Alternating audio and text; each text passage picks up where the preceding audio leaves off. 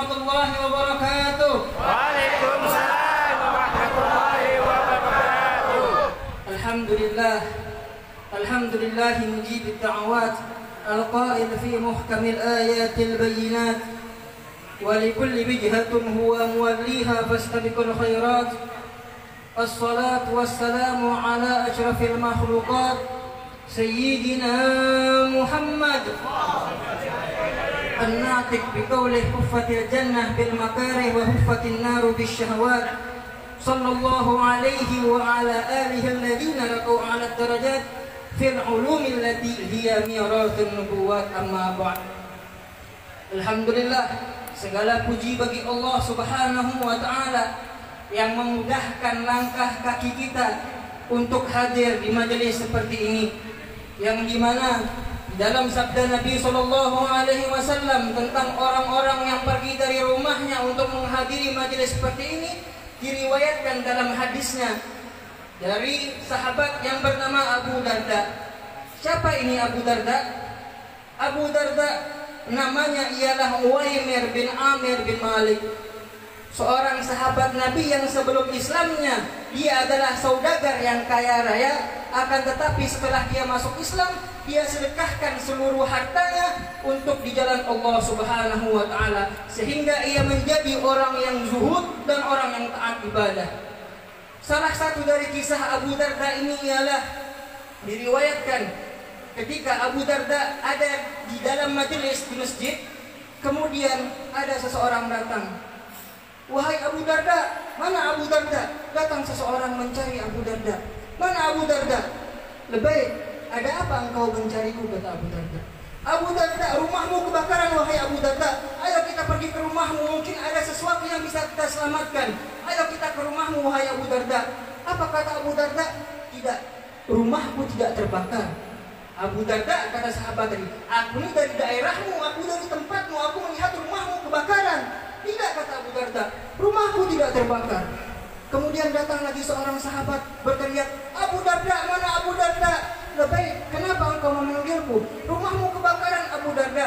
Wahai Abu Darda, sudah dua orang yang mengatakan bahwa rumahmu terbakar. Apa kata Abu Darda? Tidak, rumahku tidak terbakar. Ayo kita pergi ke sana. Diajak dua orang tadi sama Abu Darda. Kemudian begitu sampai di rumah Abu Darda, benar terbakar, akan tetapi sekeliling rumahnya Abu Darda. Para sahabat beranggapan bahwasanya ketika sekeliling rumah itu terbakar, maka rumah Abu Darda yang ada di tengah-tengah juga ikut terbakar. Logikanya seperti itu. Akan tetapi karena Abu Darda yakin rumahnya tidak terbakar pada saat itu, sahabat yang tadi memanggil Abu Darda heran. Wahai Abu Darda, kenapa engkau tahu bahwa rumahmu tidak terbakar?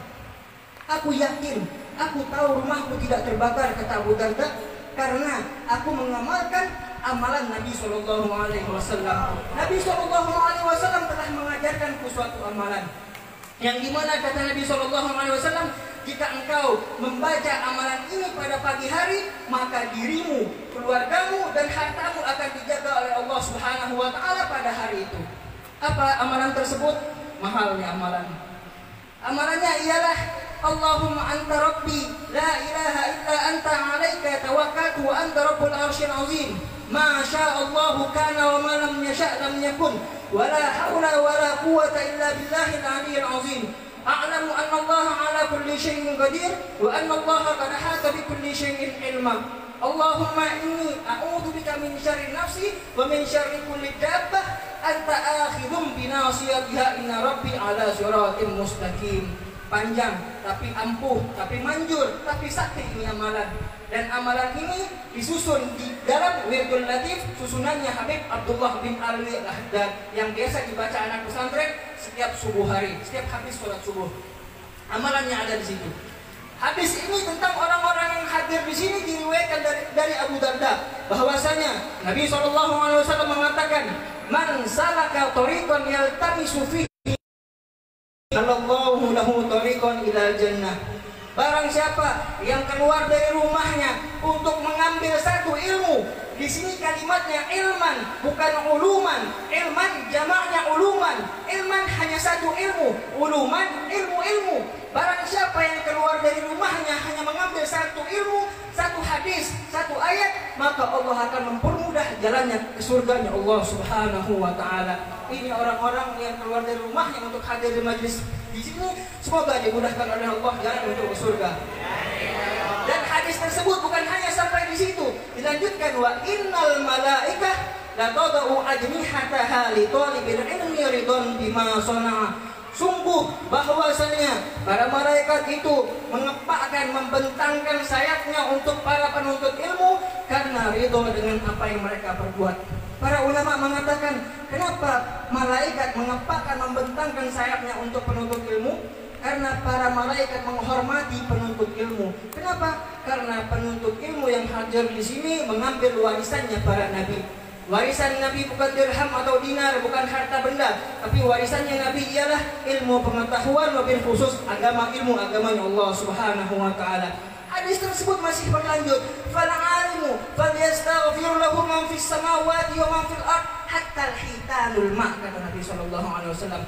Sudah kita mengambil ilmu, kemudian kita menjadi orang alim, disebutkan di situ, maka akan beristighfar untuknya seluruh yang ada di langit dan ada yang di bumi, bahkan ikan-ikan di laut pun akan beristighfar kepadanya. Ini keutamaan orang yang hadir di maulid majelis ilmu seperti ini. Sudah dimudahkan jalan ke surga, dihormati oleh para malaikat dan diampunkan dosa-dosanya. Semoga kita semua yang hadir di sini mendapatkan berkah dan diampunkan dosa kita oleh Allah Subhanahu wa taala.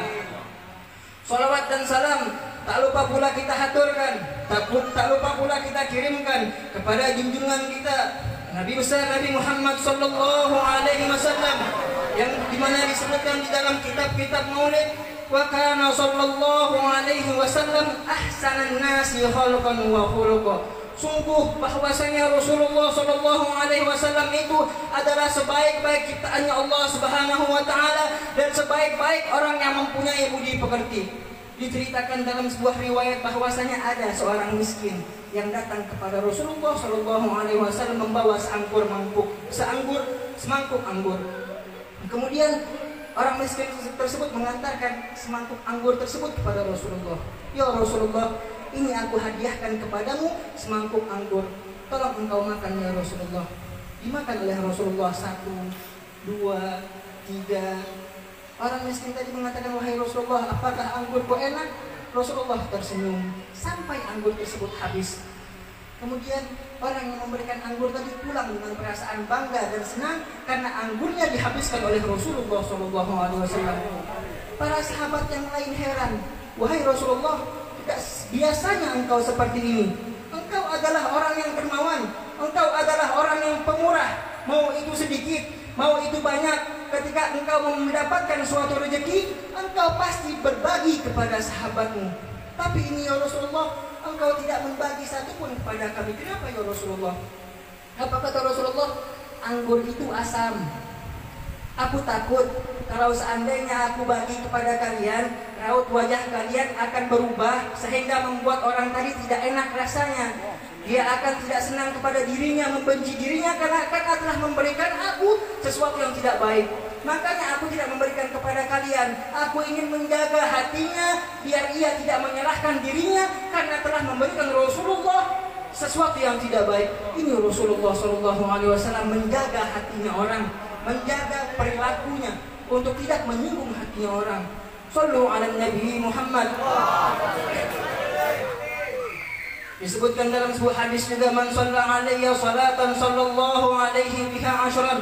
Barang siapa yang bersalawat kepada Rasulullah sallallahu alaihi wasallam 1 kali, maka akan turun rahmatnya Allah 10 kepadanya. Ketika rahmat Allah turun, itu adalah kasih sayangnya Allah. Jika Allah sayang kepada kita, maka segala urusan akan mudah. Dan salah satu tanda orang dikenal oleh Rasulullah adalah banyak salawat kepadanya. Disebutkan dalam sebuah cerita di ceramahnya Habib Ahmad Al-Habsyi bahwasanya ada seorang bermimpi bertemu dengan Rasulullah SAW. Di dalam mimpinya ia bertemu Rasulullah. Dia panggil Rasulullah, ya Rasulullah, ya Rasulullah. Rasulullah tidak mau menoleh. Dia panggil lagi, ya Rasulullah, ya Rasulullah. Tidak mau menoleh Rasulullah. Dia datangi Rasulullah SAW. Dia berdiri di hadapan Rasulullah. Ya Rasulullah, apakah engkau marah terhadapku wahai Rasulullah? Tidak, kata Rasulullah. Bagaimana aku marah terhadapmu sedangkan aku tidak mengenalmu? Kaget dia. Ya Rasulullah, bagaimana mungkin engkau tidak mengenalku? Bukankah kata ulama, kenalnya engkau kepada umatmu melebihi kenalnya seorang ibu terhadap anaknya, dan cintanya engkau terhadap umatmu melebihi cintanya seorang ibu terhadap anaknya? Sodaku, kata Rasulullah, benar apa yang dikatakan para ulama, cintaku terhadap umatku melebihi cintanya seorang ibu terhadap anaknya, dan kenalnya aku terhadap umatku melebihi kenalnya seorang ibu terhadap anaknya. Lantas ya Rasulullah, kenapa engkau tidak mengenalku, kata orang tadi? Apa kata Rasulullah? Bagaimana aku mengenalmu sedangkan engkau tidak pernah bersolawat kepadaku? Kadar aku mengenal seseorang itu tergantung bagaimana banyaknya salawat dia terhadapku. Sallu ala Nabi Muhammad.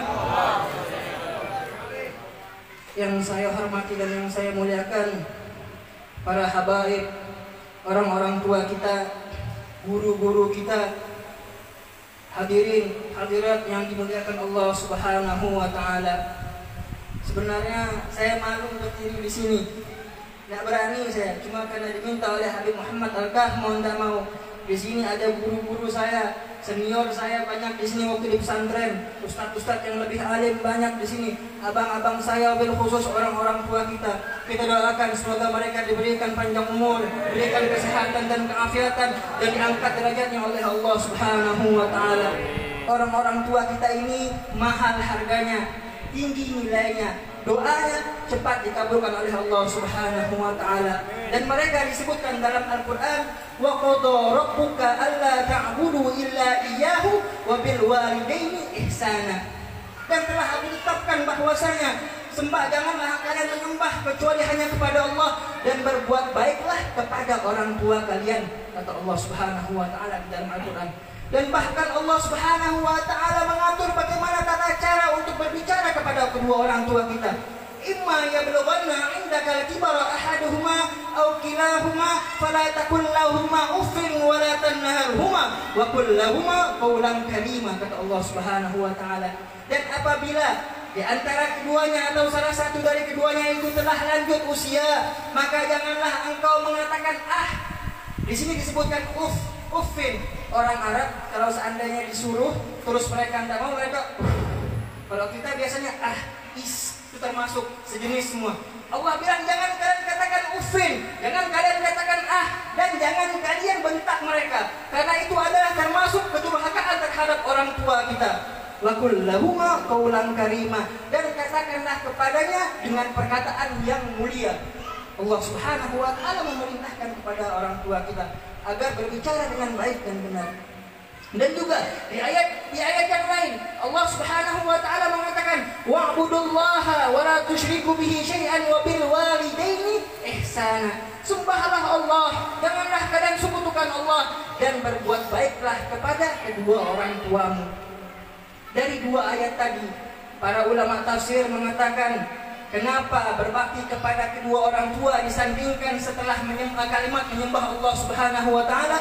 Karena seolah-olah Allah ingin menegaskan, mengatakan bahwasanya berbakti kepada kedua orang tua mempunyai nilai tinggi di mata Allah, sehingga disandingkan dengan kalimat setelah menyembah Allah Subhanahu wa taala. Ini orang-orang tua kita. Bahkan Habib Salim bin Abdullah bin Umar Asyatiri mengatakan, tidak usah kalian keluar jauh-jauh untuk mencari waliullah, tidak usah kalian keluar rumah pergi jauh-jauh untuk mencari waliullah. Cukup engkau diam di rumahmu, selagi masih ada orang tuamu, maka itulah waliullah untuk dirimu.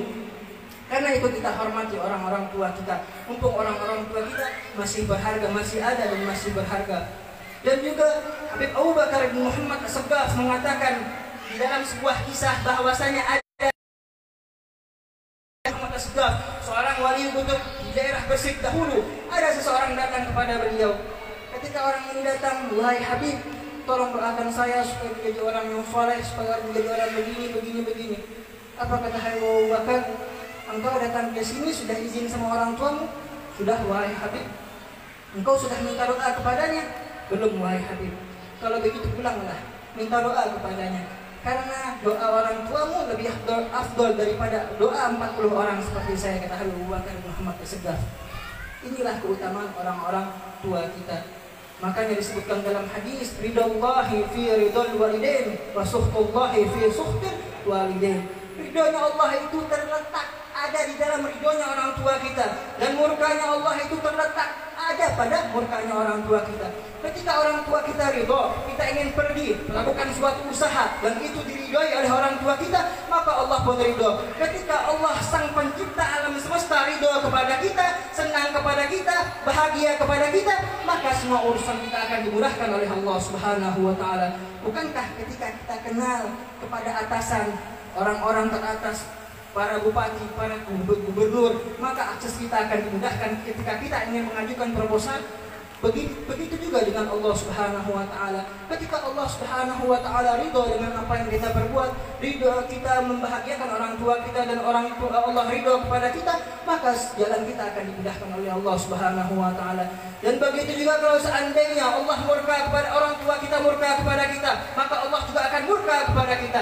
Ketika kita keluar dari rumah kita dan situ ada murkanya orang tua, ada murkanya Allah Subhanahu wa taala. Wa iyyaudzubillah, kalau seandainya kita kecelakaan, maka kita kecelakaan akan dalam keadaan su'ul khatimah, wal iyyaudzubillah min dzalik. Kenapa? Karena ada murkanya orang tua kita. Karena itu orang-orang tua kita ini mahal harganya. Mereka adalah orang-orang yang disebutkan oleh Allah Subhanahu wa taala di dalam Al-Qur'anul Karim. Diceritakan juga di dalam kitab Sahih Muslim bahwasanya sebuah kisah diceritakan tentang Uwais Al-Qarni. Di situ Uwais Al-Qarni terhalang untuk menjadi sahabatnya Nabi Shallallahu Alaihi Wasallam. Dia tidak bisa menjadi sahabat Nabi Shallallahu Alaihi Wasallam karena terhalang. Dia mengamalkan apa yang diperintahkan oleh Allah dan Rasulullah untuk berbakti kepada kedua orang tuanya. Terhalang ini Uwais Al-Qarni untuk menjadi sahabat karena baktinya kepada orang tuanya, sehingga sampai Rasulullah meninggal dia tidak pernah ketemu dengan Rasulullah Shallallahu Alaihi Wasallam. Sebelum Rasulullah wafat, Rasulullah pernah mengatakan kepada para sahabat, wahai sahabat, sesungguhnya ada seseorang yang ketika dia berdoa, doanya akan dikabulkan oleh Allah Subhanahu wa taala, langsung dikabulkan oleh Allah Subhanahu wa taala. Kata para sahabat, tunjukkan kami ya Rasulullah salah satu dari mereka. Rasulullah mengatakan, kalian memiliki Uwais Al-Qarni. Kemudian sahabat mengatakan, wahai Rasulullah, siapa itu Uwais? Rasulullah mengatakan, dia adalah seorang yang kurus. Dia pernah memiliki penyakit kusta dulunya, tapi sudah sembuh kecuali sedikit yang ada di bawah lengan kirinya. Dia sangat mencintai ibunya. Ciri-cirinya dia sangat mencintai ibunya dan sangat berbakti kepada ibunya. Majhulun fil ardi ma'rufun fis sama. Dia tidak terkenal di bumi, tapi sangat terkenal di langit. Apabila ia nanti pada hari kiamat ketika ia disuruh memberikan syafaat, maka ia akan bisa memberikan syafaat sebanyak berbilah kaum suku Murad, kaum suku Mudar dan kaum suku Rabi'ah. Suku terbanyak pada saat itu di bangsa Arab bisa diberikan syafaat oleh Uwais Al-Qarni. Dan Rasulullah mengatakan, wahai Umar ya Abu Bakar, idza antuma laqituma fas'alahu ayastaghfir lakuma yaghfirillahu lakuma. Wahai Umar, wahai Ali, jika kalian berdua bertemu dengan Uwais Al-Qarni, maka mintalah ia agar memohonkan ampun kepada Allah untuk kalian berdua. Niscaya Allah akan mengampunkan kalian berdua. Para sahabat disuruh Rasulullah untuk meminta doa kepada Uwais Al-Qarni. Tapi di sini para ulama sepakat bahwasanya para sahabat tetap lebih mulia daripada Uwais Al-Qarni. Para sahabat tetap lebih mulia daripada para tabi'in. Di sini Rasulullah ingin mengajarkan akhlak bahwasanya minta doalah kepada siapapun dan jangan meremehkan siapapun, karena kita tidak tahu bagaimana kedudukan orang tersebut di mata Allah Subhanahu wa taala. Kemudian seiring berjalannya waktu telah berlalu sampai di masa kekhalifahannya Sayyidina Umar bin Khattab. Ketika itu di musim haji, Sayyidina Umar berdiri di depan pintu Ka'bah. Sayyidina Umar masih teringat dengan apa yang dibilang Rasulullah SAW tentang seorang yang bernama Uwais Al-Qarni. Rasulullah berdiri di depan pintu Ka'bah, mengatakan bahwasanya Rasulullah mengatakan kepada para jemaah haji, wahai jemaah, duduklah kalian kecuali yang dari Yaman. Kemudian semuanya duduk kecuali yang dari Yaman. Sayyidina Umar kemudian mengatakan, wahai jemaah, duduklah kalian kecuali yang dari Murad. Murad adalah kabilahnya Uwais Al-Qarni. Kemudian duduk yang dari Murad. Lalu Sayyidina Umar mengatakan, wahai yang kalian yang dari Murad, duduklah kalian semua kecuali yang dari Goren, tempatnya Uwais Al-Qarni. Duduk semuanya hingga tinggal beberapa orang. Ada satu orang tua ditanya oleh Sayyidina Umar, "Ata'rifu Uwais? Apakah engkau mengenal Uwais?" Wahai Amirul Mukminin Umar bin Khattab, aku mengenal Uwais, tapi dia bukanlah orang penting, tidak ada kelebihan darinya. Untuk apa engkau mencarinya? Dia tidak punya kelebihan apapun, dia hanyalah orang yang banyak kekurangan, kata orang tua tadi. Apa kata Sayyidina Umar? Engkau tidak tahu apa-apa tentangnya. Tunjukkan kepadaku di mana Uwais Al-Qarni. Orang tua tersebut menjawab, Uwais Al-Qarni sedang mengembala unta di padang Arafah. Kemudian Sayyidina Umar mengambil tangannya Sayyidina Ali pergi ke padang Arafah. Lalu ketika sampai di padang Arafah, Sayyidina Umar melihat seorang yang sedang sholat. Sayyidina Umar mengatakan, "Assalamualaikum." Orang tersebut meringankan sholatnya. Setelah sholat dia menjawab, "Waalaikumsalam." Lalu Sayyidina Umar mengatakan, "Siapa namamu?" Uwais menjawab, "Aku adalah Abdullah." Sayyidina Umar mengatakan, "Kami tahu bahwasanya semua makhluk yang ada di dunia ini adalah hamba Allah." Abdullah artinya hamba Allah. Kami tahu bahwa semua yang ada di dunia ini adalah makhluknya Allah, hambanya Allah. Maksudku, kata Sayyidina Umar, siapa namamu yang biasa ibumu manggilmu? Lalu kemudian Uwais mengatakan, "Untuk apa kau ingin tahu tentang namaku?" kata Uwais. Langsung Sayyidina Umar mengatakan, "Uwais, entah, apakah engkau Uwais?" "Na'am," kata Uwais, "benar." "Ibn Amir, engkau anaknya Amir?" "Benar," kata Uwais Al-Qarni. "Min Murad, min Goren, dari kabilah Murad, dari desa Goren." "Benar," kata Uwais. Heran Uwais. "Engkau," lalu Sayyidina Umar mengatakan, "engkau memiliki seorang ibu yang mana engkau mencintainya dan berbakti kepadanya." "Benar," kata Uwais. Heran Uwais Al-Qarni. Kemudian ditanyakannya, "Siapa engkau yang telah dibukakan hijab oleh Allah sehingga bisa mengenalku?" kata Uwais Al-Qarni. Kemudian Sayyidina Ali mengatakan di situ, "Wahai Uwais Al-Qarni, ini adalah Amirul Mukminin Sayyidina Umar bin Khattab dan aku adalah Ali bin Abi Thalib." Kaget Uwais Al-Qarni karena yang ada di hadapannya adalah dua sahabat Nabi yang mulia. Langsung Uwais Al-Qarni menghormati mereka berdua. Kemudian Uwais Al-Qarni masih heran, "Siapa yang memberitahu kalian tentang namaku?" kata Uwais Al-Qarni. Sayyidina Umar mengatakan, "Rasulullah sallallahu alaihi wasallam." Uwais Al-Qarni mengatakan, "Rasulullah dzakarani." Rasulullah menyebutku. Rasulullah dzakara ismi. Rasulullah menyebut namaku. Kata Sayyidina Umar, "Benar. Rasulullah menyebut namamu, orang tuamu dan bahkan daerahmu." Menangis Uwais Al-Qarni karena namanya disebut oleh Rasulullah SAW. Menangis Uwais Al-Qarni karena namanya disebut oleh orang yang paling mulia di muka bumi. Namanya disebut oleh orang yang dicintai oleh Allah Subhanahu wa Ta'ala. Namanya disebut oleh orang yang kita baca sejarahnya pada malam hari ini. Karena apa? Berbaktinya dia kepada orang tuanya, berbaktinya dia kepada ibunya. Inilah manfaat faedahnya berbakti kepada orang tua. Kemudian Sayyidina Umar mengatakan, "Wahai Uwais, doakanlah kami, doakanlah aku dan Sayyidina Ali." Apa kata Uwais Al-Qarni? "Wahai Sayyidina Umar, jangan menghinaku, jangan bercanda kepadaku. Engkau orang yang Masya Allah, Sayyidina Ali orang yang Masya Allah. Siapa aku yang ingin mendoakan kalian berdua? Apa dayaku? Tidak ada kedudukanku, tidak ada amalanku sehingga aku ingin mendoakan kalian. Engkau Sayyidina Umar, Amirul Mukminin yang bahkan setan saja takut ketika melihat bayanganmu. Engkau Ali bin Abi Thalib, sepupunya Rasulullah SAW. Babul ilmu, pintunya ilmu. Sedangkan aku, siapa aku yang ingin mendoakan kalian berdua? Seharusnya kalian berdua yang mendoakanku." Apa kata Sayyidina Umar setelah itu? "Wahai Uwais Al-Qarni, ini adalah perintahnya Rasulullah SAW. Ini adalah amanahnya Rasulullah SAW. Rasulullah yang memerintahkan agar engkau mendoakan aku dengan Sayyidina Ali bin Abi Thalib." Menangis Uwais Al-Qarni, menangis Uwais Al-Qarni. Kemudian Uwais Al-Qarni mendoakan Sayyidina Umar dan Sayyidina Ali dan memintakan ampunan dari Allah Subhanahu wa Ta'ala kepada mereka. Apa penyebab dari hal ini? Kenapa Uwais Al-Qarni bisa dapat magam kedudukan seperti ini? Karena baktinya kepada kedua orang tuanya, karena cintanya dia kepada ibunya. Ibunya yang lumpuh, ibunya yang buta, tapi dia tetap mengurus ibunya, dia tetap mengurus orang tuanya, sehingga dia mendapatkan kedudukan yang mulia di sisi Allah Subhanahu wa taala. Bahkan Habib Salim bin Abdullah bin Umar Asy-Syatiri Badani mengatakan bahwasanya syafaat Rasulullah sallallahu alaihi wasallam tidak akan mampu menyelamatkan orang yang durhaka kepada kedua orang tuanya. Kenapa?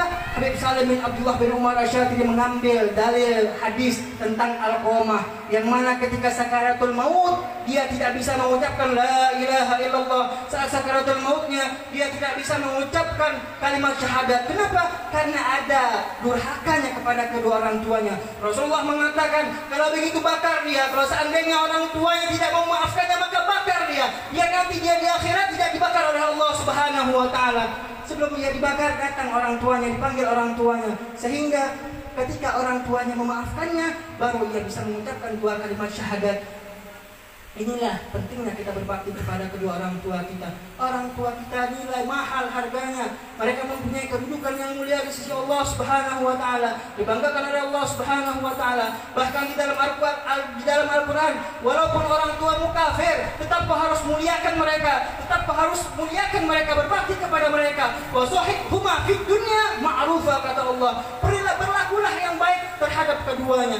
Berperilaku, pergaulilah mereka berdua dengan pergaulan yang baik, kata Allah Subhanahu wa taala di dalam Al-Qur'an. Mungkin ini saja yang dapat saya sampaikan. Lebih dan kurangnya saya mohon maaf, karena jujur saya tidak berani lama-lama di sini, karena di sini banyak senior saya, orang yang lebih berilmu daripada saya. Apabila ada kalimat saya yang menyinggung hati hadirin sekalian, saya meminta maaf yang sebesar-besarnya. Allah musta'an. Assalamualaikum warahmatullahi wabarakatuh. Waalaikumsalam warahmatullahi wabarakatuh.